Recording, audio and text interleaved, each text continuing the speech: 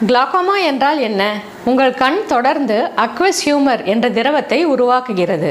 எவ்வளவு திரவம் சுரக்கிறதோ அவ்வளவு ட்ரைனேஜ் ஆங்கிள் வழியாக வெளியேற வேண்டும்.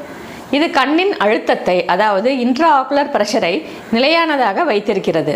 ஆனால் வடிகால் கோணம் சரியாக வேலை செய்யவில்லை என்றால் கண்ணின் உள்ளே அழுத்தம் அதிகரித்து பார்வை நரம்பு சேதமடைகிறது. பார்வை நரம்பு 10 லட்சத்திற்கும் அதிகமான சிறிய நரம்பு இழைகளால் ஆனது.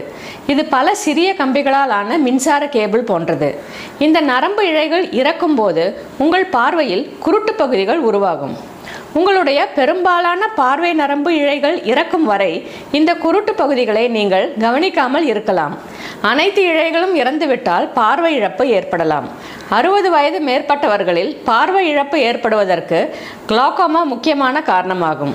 இருப்பினும் கிளாகோமாவினால் ஏற்படும் பார்வை இழப்பை ஆரம்பகால சிகிச்சை மூலம் தடுக்கலாம்.